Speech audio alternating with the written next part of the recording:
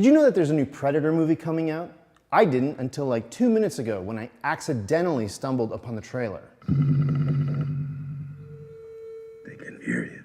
Are you kidding me? Smell you. How come the good people at Fox haven't been marketing the hell out of this? Here in Toronto, I haven't seen a single bus shelter ad, and for a big summer blockbuster movie, there hasn't been very much chatter about it over on yonder internet. Is Fox trying to keep it on the down low, maybe trying to avoid any potential moaning and groaning based on the last two crappy Predator-related movies? Or is this some seriously postmodern meta-marketing in which maybe they're hoping that the film, like the Predator itself, will silently and invisibly stalk its prey until opening weekend when it goes for the kill and lets the word of mouth kind of gush from the wounds. That was a bad metaphor. The point is that it looks like it might actually be a good movie, but I haven't heard a thing about it.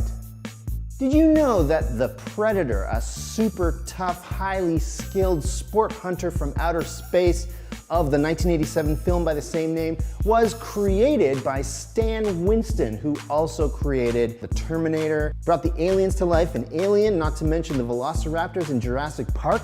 What super cool Hollywood sci-fi film has this guy not been a part of? Apparently the mandibles on the Predator's face were James Cameron's idea, but where they came up with the dreadlocks, I have no clue. Also, in the original film and in every subsequent sequel, the Predator bleeds glow stick juice for blood, which is a super cool special effects idea that you could probably even do at home.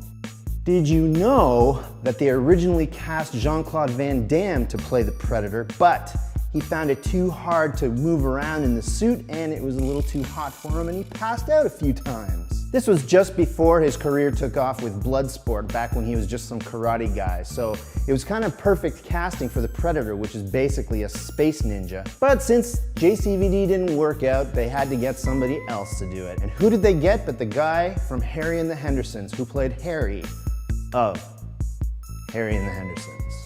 Did you know that Predator might be the 80s macho action film to end all 80s macho action films? With Predator, super producer Joel Silver basically went out of his way to cast 3 hulking bodybuilders for his testosterone festival, and they all play tough army guys with phallic symbols that shoot bullets that'll rip you in half. Arnold Schwarzenegger, Carl Weathers, and Jesse the Body Ventura were all obsessed with being huge. They even had secret workouts before filming started every day, which resulted in some pretty ridiculous footage, even for the 80s.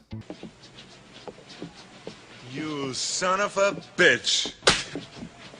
Did you know that the Predator concept thrived in the comic book medium throughout the 90s thanks to the genius idea of crossing over the Predator with the alien from Aliens? Inspired perhaps by a glimpse of an alien skull in the Predator's trophy room on the ship in that one very brief scene in Predator 2, which is underrated by the way, comic writers and artists came up with all kinds of crazy new story possibilities surrounding this mysterious alien race. These comics helped bring in a whole boatload of fans who maybe were too young to appreciate the hard R kill fest in the first movie.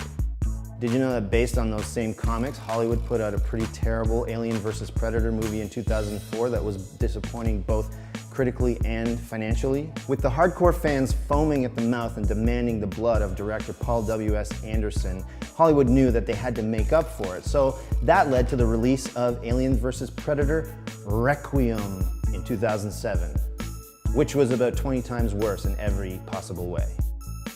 Did you know that the new Predators movie is produced by Robert Rodriguez, fan favorite director of the underrated The Faculty film, which was a horror sci-fi blend? And that's kind of perfect considering Predator is basically a horror sci-fi concept to begin with. So having him on board can't hurt.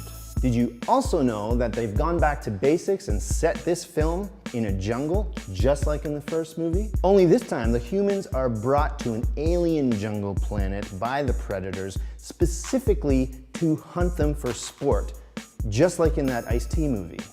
Did you know that Predators stars Academy Award winner Adrien Brody? How about that 70s show's Topher Grace? Maybe you've heard of Lawrence Fishburne? How cool would it be for this movie to be awesome?